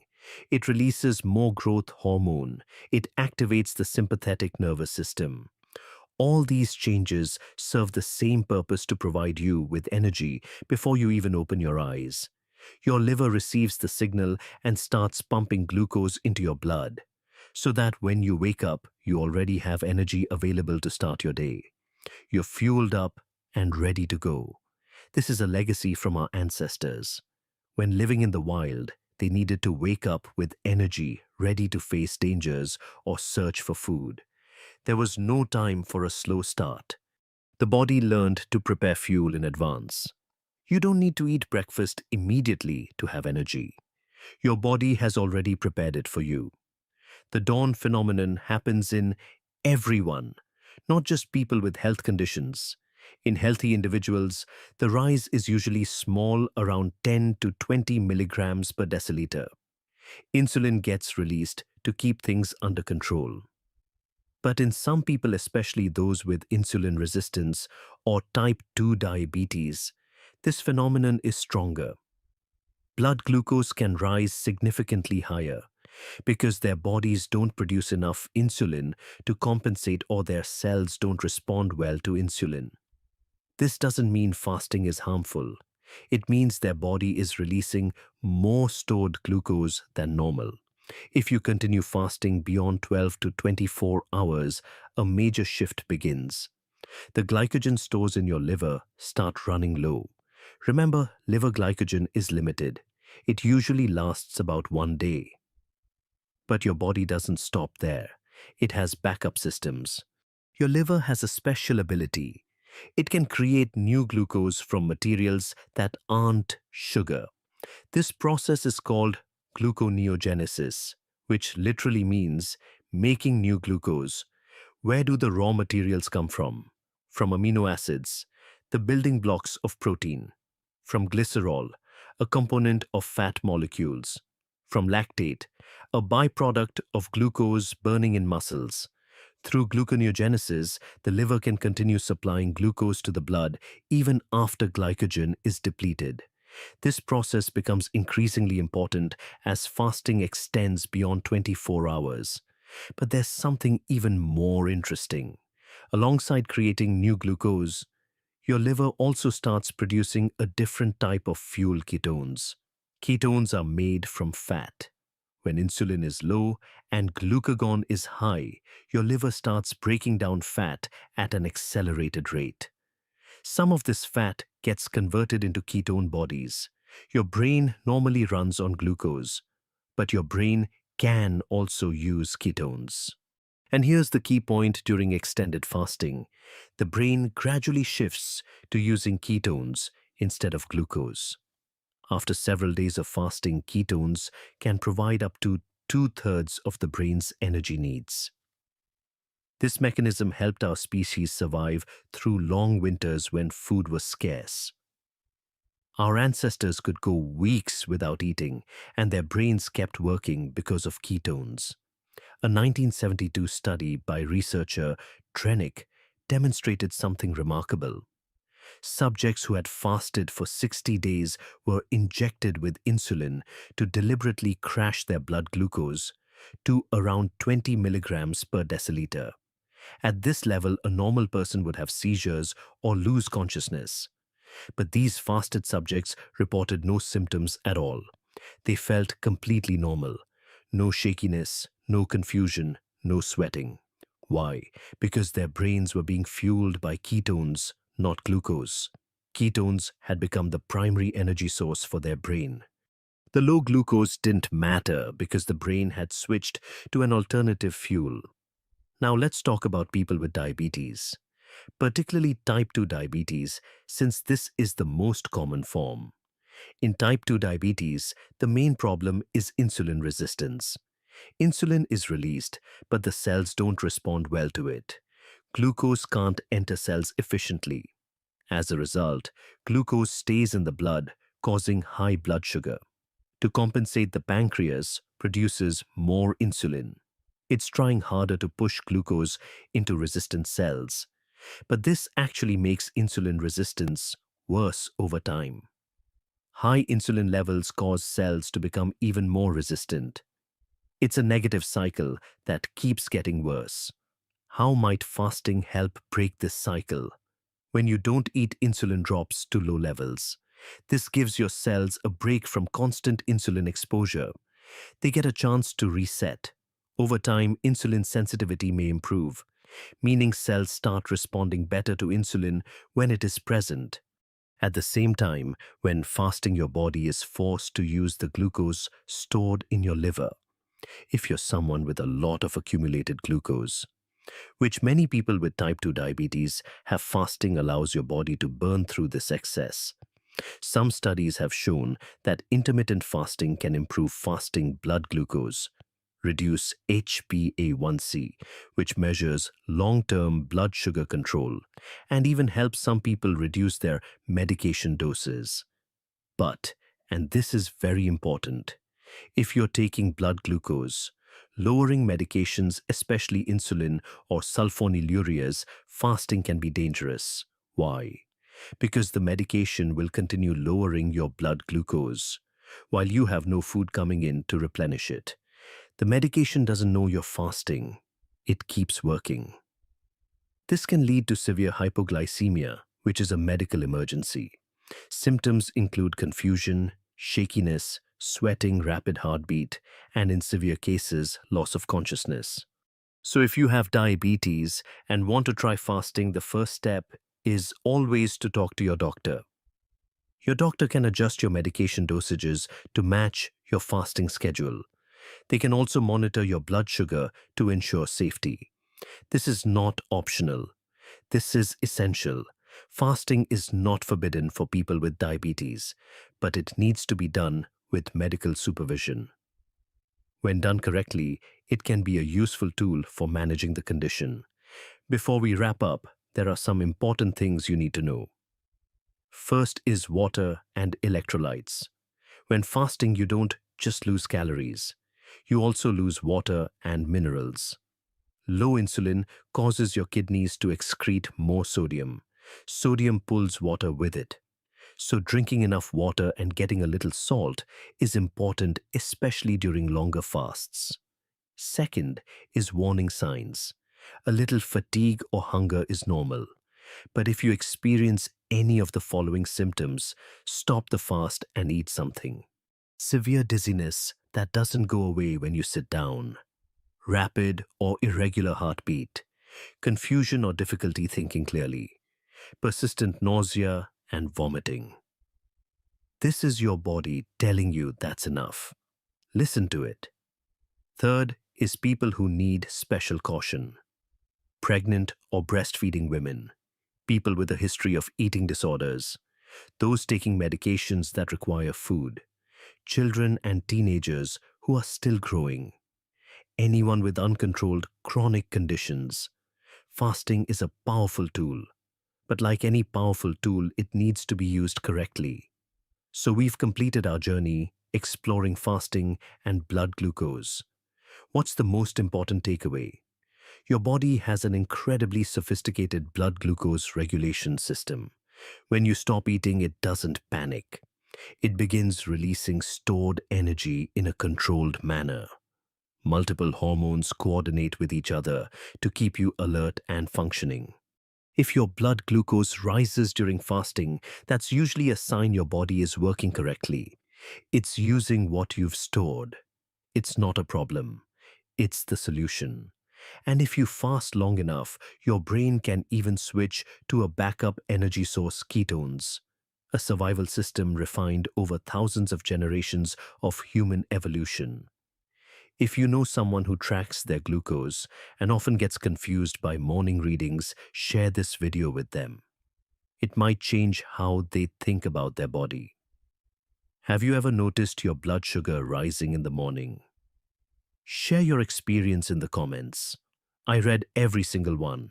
Some doctors say elevated morning glucose is always a concern. Others argue it's just a natural circadian response that humans have had for millennia. What do you think? Should we worry about the dawn phenomenon, or is it just our body doing what it was designed to do? Let me know your thoughts below.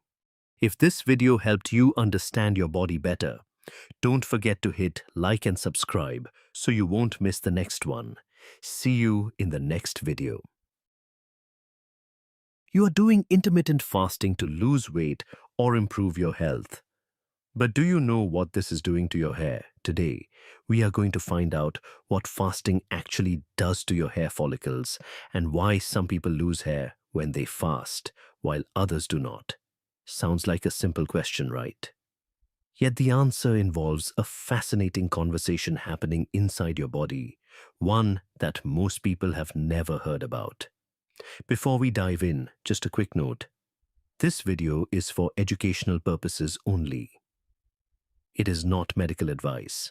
If you have concerns about hair loss, please talk to a healthcare professional. Now, let us start with something interesting. Over 2000 years ago, a Greek physician named Hippocrates, known as the father of medicine, observed something curious. When his patients got sick, they often lost their appetite. Instead of forcing them to eat, he let them fast. He believed the body knew what it was doing. He believed fasting could help the body heal itself. This idea has survived for thousands of years. Today, millions of people practice fasting for health benefits. And many believe that fasting helps the body repair and regenerate, including the hair. But here is where things get complicated. If fasting helps the body heal, why do some people notice their hair falling out after weeks or months of intermittent fasting? Why do others say their hair actually got healthier? To understand this, we need to look at how hair actually grows. Every single hair on your head grows from a small structure called a hair follicle. Think of it as a tiny pocket in your skin that produces hair. Inside each follicle, there are special cells called stem cells. These stem cells are responsible for making new hair. Now, here is something most people do not know. Your hair does not grow continuously. It goes through cycles. Understanding these cycles is essential to understanding how fasting affects your hair. The first phase is the growth phase, also called the anagen phase. This is when your hair is actively growing. It lasts between 2 to 7 years, depending on your genetics and overall health. During this time, your hair grows about half an inch every month. This is when the stem cells in your follicles are active and working hard to produce new hair. The second phase is the transition phase, also called the catagen phase. This is a short phase that lasts only 2 to 3 weeks. During this time, the hair follicle shrinks and the hair stops growing. The stem cells become less active. The third phase is the resting phase, also called the telogen phase. This lasts about 3 to 4 months. The hair is not growing during this time. It is just sitting in the follicle waiting to fall out. The stem cells are dormant. Finally, there is the shedding phase. The old hair falls out and the follicle prepares to start a new cycle. A new hair begins to grow and pushes the old hair out. Here is the key point. Each hair follicle has its own cycle. They do not all grow and shed at the same time. That is why you normally lose 50 to 100 hairs every day, but you do not notice it. New hairs are growing to replace them. But what happens when your body experiences stress? When your body goes through a stressful event, many hair follicles can shift into the resting phase at the same time. Then, 2 to 3 months later, all those hairs fall out together. This is called telogen effluvium. It is one of the most common types of hair loss, and it can happen after major stress, illness, surgery, or yes, significant dietary changes, including fasting. Now let us talk about what happens in your body when you fast. When you stop eating, your body notices that no food is coming in. It does not know if this is a short fast or the beginning of a famine, so it starts making changes to survive. One of the first things that happens is your body produces more of a hormone called cortisol. Cortisol is often called the stress hormone. It helps your body respond to challenges and manage energy when food is not available. Cortisol tells your liver to release stored glucose. It helps your body stay alert. It prepares your body to deal with whatever challenge is coming. In small amounts and for short periods, cortisol is completely normal and healthy. It is part of your body's natural rhythm. Cortisol is actually highest in the morning to help you wake up and lowest at night when you sleep. But when cortisol stays elevated for extended periods, it starts to affect other systems in your body. And one of those systems is hair growth. In 2024, researchers at Hebei Medical University in China published a study that gives us clear evidence of how cortisol affects hair in real people, not just in laboratory conditions. This study looked at 120 patients with hair loss, and what they found was striking. They divided the patients into two groups, those experiencing psychological stress and those who were not. Then they measured cortisol levels in their blood 3 times a day, morning, evening, and midnight. They also measured the actual thickness and density of their hair. The results were clear. Patients who were stressed had significantly higher cortisol levels at every time point throughout the day. And here is the key: finding those same stressed patients had thinner hair. Their average hair diameter was smaller. Their hair density was lower. The connection between high cortisol and poor hair quality was direct and measurable. But the study went even further. They followed these patients for a full year while treating them with minoxidil, a common hair loss treatment. Even with treatment, the stressed group showed worse results. Their hair loss continued to progress more than the non-stressed group. The treatment was less effective for them. What does this tell us? It tells us that cortisol, the stress hormone, directly affects hair growth in humans. When cortisol is consistently high, hair becomes thinner and treatment works less effectively. This is not a theory. This is measured data from real people. Here is the connection to fasting. When you fast, especially for extended periods, your cortisol levels go up. This is a natural survival response. Your body sees the absence of food as a challenge, and it releases cortisol to help you cope. But higher cortisol can mean your hair suffers.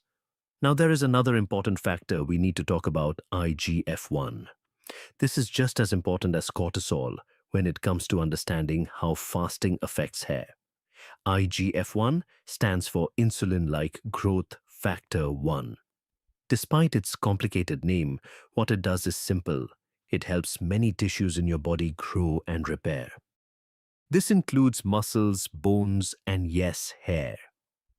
IGF-1 is produced mainly by the liver, and its production is influenced by several things, including growth hormone and what you eat. When you eat regularly, especially protein, GF1 levels stay up.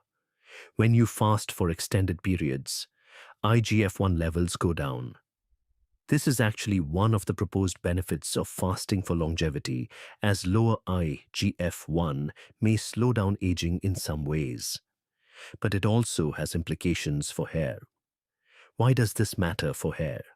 Scientists have studied this connection for over 2 decades. In laboratory experiments, when they added IGF-1 directly to hair follicles, the hair grew longer. The follicles stayed in the active growth phase for a longer time. When they blocked IGF-1, hair growth slowed down. There is also a rare medical condition that shows us how important IGF-1 is. It is called Laron syndrome. People with this condition cannot produce IGF-1. And one of the characteristics of people with Laron syndrome is that they have thin, sparse hair that grows slowly. Their hairline often recedes. Their hair is weaker than normal. This is like a natural experiment showing us how important IGF-1 is for hair growth. Multiple studies over the past decade have confirmed this connection.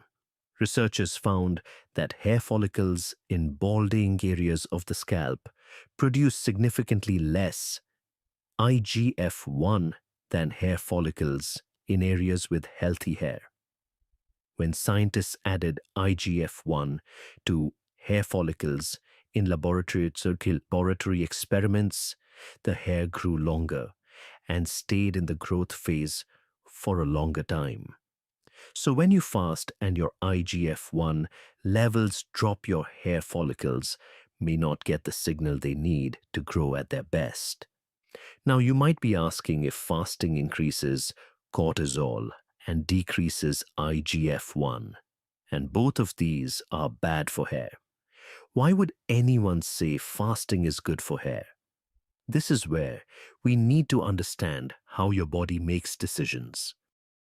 Your body is incredibly smart. It has systems that have been refined over millions of years of evolution. And one of the most important things your body does is prioritize. Think about it this way.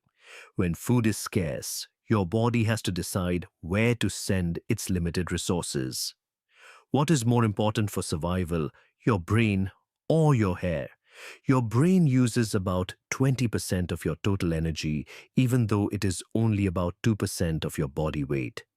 Your brain is absolutely essential for survival. You need it to find food, avoid danger, and stay alive. Your hair, on the other hand, is not essential for survival. You can live perfectly well without hair. From a pure survival standpoint, hair is a luxury. So when resources are limited, your body chooses to protect your brain and other vital organs. It reduces energy going to less critical functions, including hair growth. This is not a flaw in your body. This is intelligent design. Your ancestors survived famines because their bodies knew how to prioritize. The ones who kept growing lush hair during starvation probably did not survive to pass on their genes. But here is the important part. This does not mean fasting is bad. Fasting has many proven benefits. It can help with weight loss. It can improve insulin sensitivity. It can reduce inflammation. Many people feel more mentally clear when they fast. These benefits are real and well documented. The question is not whether fasting is good or bad. The question is how to fast in a way that gives you the benefits without causing problems like hair loss. Not everyone who fasts loses hair. Many people fast for years without any hair problems at all. Why is that? Several factors determine how fasting affects your hair. First, the duration and intensity of fasting matters. Someone doing a 16-hour fast with an 8-hour eating window is very different from someone doing 24-hour fasts multiple times a week. The longer and more frequent the fasts, the more stress on the body. Second, what you eat during your eating window matters. If you are not getting enough protein, iron, zinc, and other nutrients your hair needs, your hair will suffer regardless of your fasting schedule. Third, individual variation matters. Some people are more sensitive to dietary changes than others. Genetics play a role. Hormone levels play a role. Overall health plays a role. Fourth, how long you have been fasting matters. Your body can adapt to new eating patterns over time. Someone who just started fasting last month may experience different effects than someone who has been fasting for 2 years. So what should you look out for?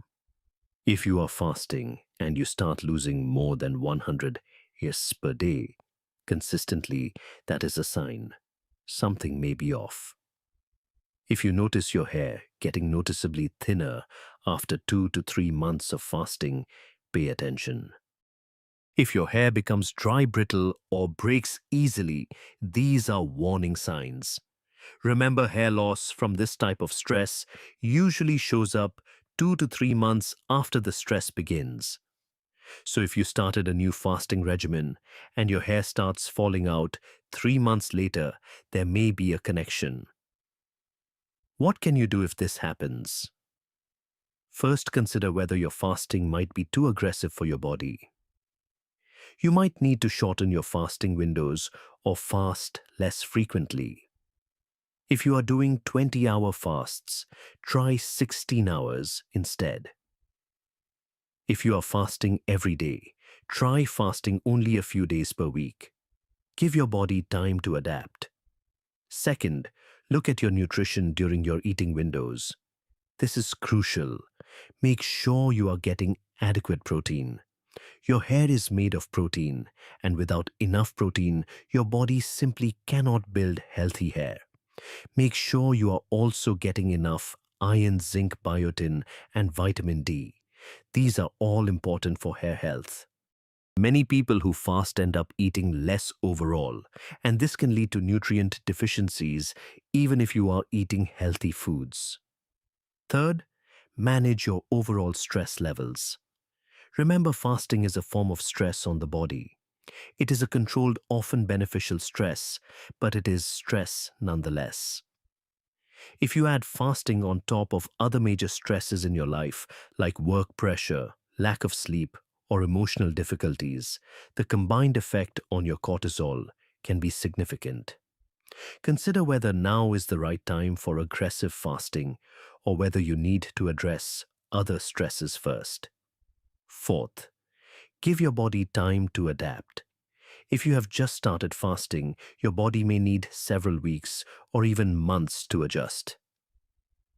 The initial stress response often calms down as your body becomes accustomed to the new pattern. Do not panic if you see some changes in the first few months. Fifth, if your hair loss is significant and does not improve after adjusting your approach, talk to a doctor. A dermatologist or endocrinologist can check for other factors that might be involved, like thyroid problems or nutrient deficiencies. They can do blood tests to see what is actually happening in your body. Let us come back to where we started. Hippocrates believed the body could heal itself, and in many ways, he was right. Our bodies are remarkable at adapting and recovering. But healing requires resources. It requires energy. it requires the right conditions. Fasting can be a powerful tool for health, but like any tool, it needs to be used wisely. Your hair is actually giving you useful information. It is telling you something about what is happening inside your body. When your hair is healthy and growing well, it is a sign that your body has enough resources to spare for non-essential functions. When your hair starts to thin or fall out, it may be a signal that your body is prioritizing survival over growth. Listen to these signals. Work with your body, not against it. The science is clear. Fasting affects hormones like cortisol and IGF-1, and these hormones directly influence your hair follicles. But the science also shows that these effects vary widely from person to person. Your experience may be completely different from someone else's. This is why blanket statements like fasting causes hair loss or fasting is great for hair are both misleading. The truth is more nuanced. For some people in some circumstances, fasting may contribute to hair thinning. For others, it may have no effect at all. And for some, the overall health improvements from fasting may actually benefit their hair indirectly. The key is to pay attention to your own body. Notice how it responds. Adjust your approach based on what you observe. And if you have concerns, do not hesitate to seek professional guidance.